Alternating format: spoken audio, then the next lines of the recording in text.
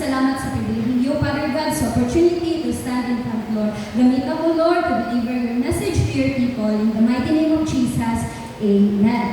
So, kung na may mga Bible, ako ang mukbo na ato ang Bible, basahin natin sa John chapter 19, verse 28 to 29, unang pulong sa Ginoo. After this, Jesus, knowing that all was now finished, said, I thirst. A jar full of sour wine stood there. So they put a sponge full of the sour wine on a hyssop branch and held it to his mouth. So, before na ako, kanang sugdan ang ako at yung pinaka-main kiningon si Lord of I thirst. At was sa nag-istoryahan ng verse 29. Wherein, ang sponge nga, gituslo sa aslong kaay nga suka, gituslo po sa hyssop. So, kung balikon na itong basa sa Old Testament, sa Book of Exodus, klaro kaayo ang sugo ni God, God the Father. Ningingon siya sa mga Israelites that time during the Passover nga ang lamb, after siya ihawon ang dugo, iano siya sa hyssop, and then mo to ang ibutang nila sa ilahang doorpost. Mo na ang sugo ni Lord sa ilaha. And pag-read na ko ani, a jar full of sour wine, nga gituslob sa sponge, tapos gituslob sa hyssop, it symbolizes something important. Nga buot pasabot, nga giinom man to ni Jesus paghatag sa ilang buot pasabot, si Jesus is the lamb nga maoy i-sacrifice. So karon ang ako ang pag-isgutan, diluhan ko kini, only God feels the deepest thirst. Nga makita sa John chapter 19, verse 28. Next slide please. Deep inside the heart of every single human being is a deep thirst. And only God can feel in that thirst. So, sa ongoing sa ato ang pag-istoryahan ko, nakuha na siya ng sabtan. But before that, Jesus was hung at the cross for 6 hours. For the first 3 hours, He gave the statement, katong mga naguna. Una, Father, forgive me for they know not what they do. The second statement, truly I say to you today, you will be with me in paradise. And the third statement was, woman, behold your son and behold your mother. And that statement ng gibuhian ni Jesus for the first 3 hours sa cross is for the people, para sa ato ang unan. But the 4 statement nga nabilin nga iyang gibuhian for another 3 hours is para siyang kaugalingon. Mutong gisugdan ni Jonalyn nga Eli, Eli, lema sabachthani. And ang 5th statement is nga po, I thirst. Sa tanan nga gibuhian ni Jesus na word sa iya sa last days, kini nga statement most of the people, most of us makarelate. Giuhaw ako. The very basic human need. Next slide, please. I thirst. In Greek word dipso, meaning to suffer thirst. Pag-antos sa grabe nga kapuhaw. So, kini nga statement nga gibuhian Jesus sa cross, na kini 3 points. Una, next slide, please. It speaks about cross intensity. I thirst shows how cruel form of execution invented by the Persians and perfected by the Romans. One of the physiological result of crucifixion is dehydration, the loss of body fluids. So imagine magbitbit ka sa cross, padulong sa ginatawag og grave of skull. Unya, pagabot dito, ilansang ka sa cross, kinsa may dili uhawon, anak, kinsa may dili ma-dehydrate, anak, sa pag-alsa palandaan ng bukat, uhaw na siya kaayo. So next slide, please. Ana si Frederick Farrar, in his classic book entitled The Life of Christ, he wrote about crucifixion. Ano siya?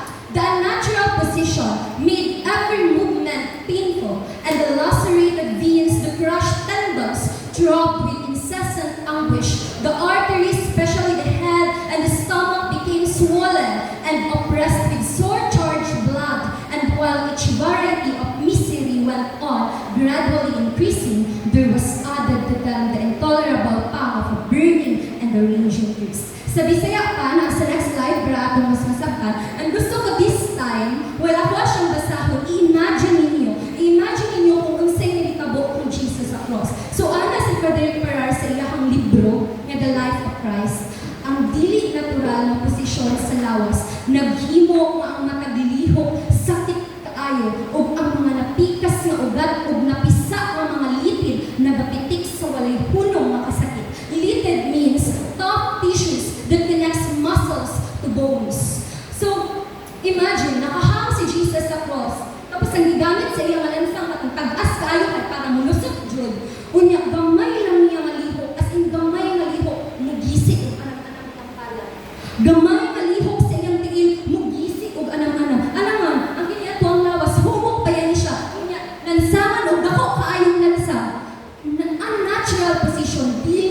natural na position. So, yung mga ugat, mga pikas, no, yung mga tough tissues, nagapitik-pitik sa sulod. Kana kung maglaban na ito ang ulo, di ba mo na makafeel na sa atong ulo kanina, nagapitik-pitik. So, yung ana, ang magkagsamad niya, na nagapitik-pitik sa kasakit.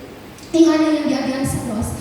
Ang mga ugat sa ulo, sa tiyan, nang hubag tungod sa sobrang dugo, internal bleeding, ug samtang kanang klase sa pag-antos, padayon nga nagagrabe, na dumagan pagiging sa dili maagwanta nga kasakit sa usa ka nagdilaab ug grabe kaayo nga kauhaw. This is what happened to Jesus at the cross. First, Jesus did not drink anything for 18 hours.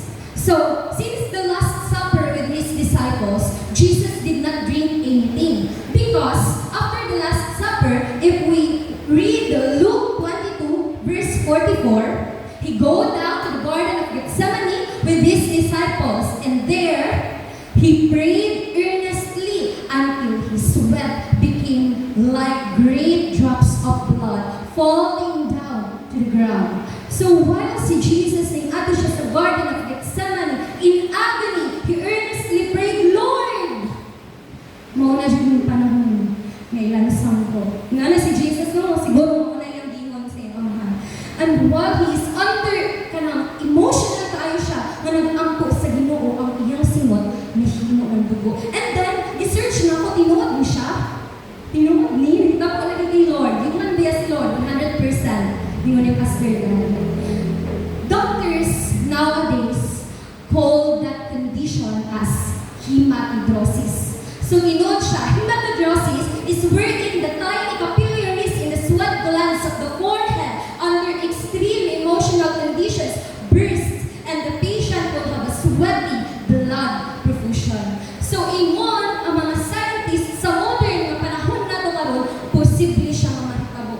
Kung ang isa ka tao, emotional niya siya, under siya sa grabe kay emotional stress, siguro, anak, kung ang tao, grabe ang pain nga iyahang na-feel sa sulod emotionally, mag-produce siya o mo na ginatawag hematidrosis na ang imong sweat, mahimo na siyang blood. So, muna ang nahitabo kay Jesus. Number 2, Jesus was taken to trial. Not 1, not 2, not 3, but 6 trials. 3 religious trials and 3 secular trials. The point is, how yun kaayo? Nga naman, sa unang panahon na kaya abogado mo tindog para sa imuha. Mulaban, musturya para sa imuha. When we read the Bible, si Lord, si Jesus ang stand para siyang kaugalingon. Kung gisahon siya sa panel, ibitaw, sa mga Pharisees, sa Pilates, siya ang musturya para siyang kaugalingon. Siya ang mutubag para siyang kaugalingon. Para sa mga students, di ba, kung mag-report ka, mag-storya pa lang ka sa tubangan for 30 minutes, ako parang nag-storya ko, yuhaw na ko. Kung mag-storya ka, mag-report ka sa tubangan, uhawin ka, oy. Unya, 6 trials ang gi-under ni Jesus. 3 religious, 3 secular. Huwag pag-state sa Bible, pila ka hours kada isa ka trial. Uhaw ka ayon na episode. And number 3, Pilate took him and beaten, flogged him, enormous amount of bloodletting. So body fluids are leaving his body, and he was hung on the cross for 6 hours, starting at 9 in the morning. Grabe kainit ang pastili ka rin, no? Init kayo. So alas 9 sa buntag, imagine na lang ninyo yung anong oras gilansang si Jesus cross. So, when he cries out, I thirst, he was really in extreme thirst. The second point is, it speaks us Jesus' humanity. Sama sa akong ingon gaina, sa tanan statement ni Jesus, kini ang pinakamakarelate ta. Giuhaw ako. Dili na ito makarelate na, my God, why have you forsaken me? Kay, si Lord, manjud to, iyaha, manjud to, para iyajud to. Pero kini giuhaw ako, makarelate yun ta. Siguro, pag matani mo kagaya ng buntag sa mga mama or sa mga papa, sige, sa mga mama, nilihit sa gawas, sa ilang tugtaran, taod-taod, wala pa 5 minutes, sunod na sa balay, kiniinom ng tubig, giuhaw. Sa mga papa, namugha, wala pa isa ka minuto, sunod na sa balay, giuhaw.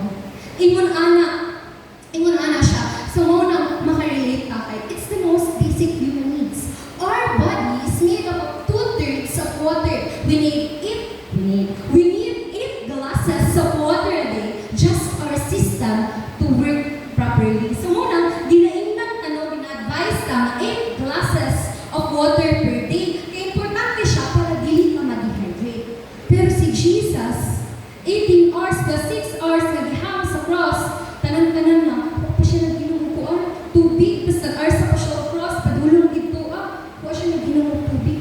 Grabe, good makauwan. And it's so ironic because the one who said, I thirst, is the same one who said, I'm the living water. Whoever believes in me will never thirst. But he said, I thirst. No? Ironic tayo na unaon niya. Ang Ginoo, si Jesus, na nag-ingon, nga tanang giuhaw, at to ka na ako, kay dili na kamuhawon, o niya pagahuman siya ang ingon sa cross, o giuhaw ako. Diba? Ironic tayo na unaon. But this shows Jesus is indeed 100% human being. Buot pasabot, ang Diyos na atong gialagaran igsoon, human. So dili ka pwede makaingon nga, dili ko ma-understand ni Lord kung nasakitan ko, dili ko maka-forgive, kaya dili siya maka-understand sa kaya dili siya tao, Ginoo siya. No. So dili. Jesus can understand you, kaya nahimo siya 100% human. And maunay hinungdan nga niingon siya, giuhaw ako, kay tao siya. And the third point is, it speaks as Jesus' humility. Apostle Paul wrote in Philippians chapter 2, verse 8, and being found in human form, he humbled himself by becoming obedient to the point of death, even death on a cross. So, ang pag-ingon ni Jesus, it means to stoop so low, to humble himself to the point where he would say these words,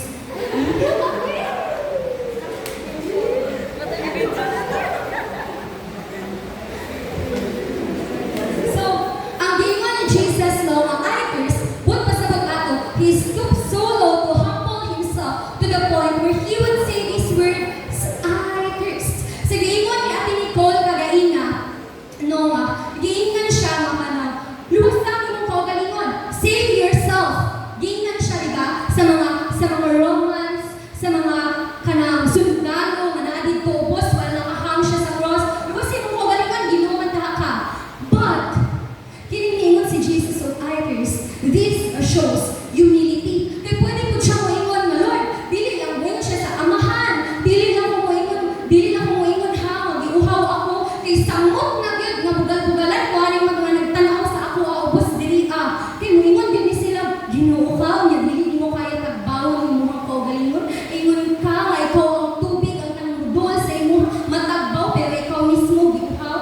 But no, even though pwede na istorya na sa mga tao against sa iyaha, Jesus remained humble to the point na moingon siya, giuhaw ako.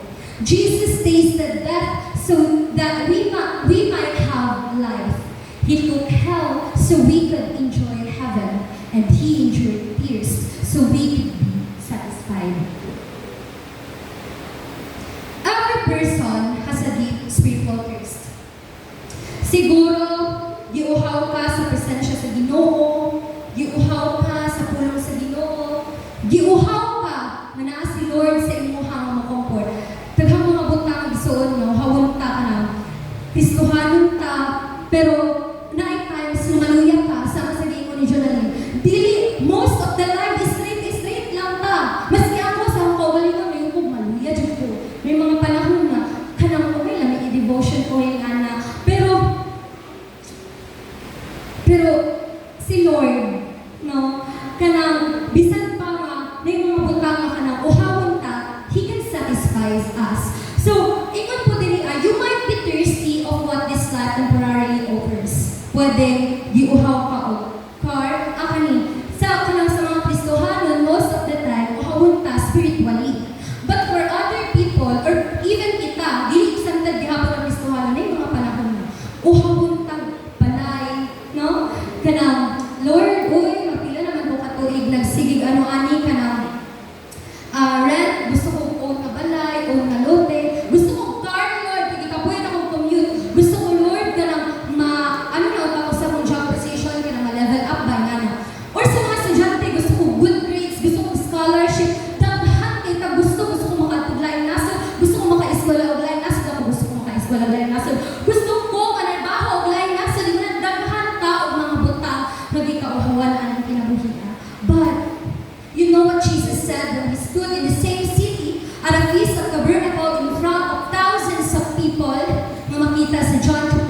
verse 37 to 38, if anyone is thirsty, let him come to me and drink. Out of his innermost being will flow rivers of living water. At lang kung Jesus igsoon ng mga butang na hindi kauhawan, yaha kang pagbawan. And in Revelation chapter 22 verse 17, whoever desires, let him come and take of the water of life freely. So, kanang, siguro kanang, Lord, kung gusto ko aning mga butang sa una ni Lord, ang ako ang maingon is, muhatag dyan si Jesus.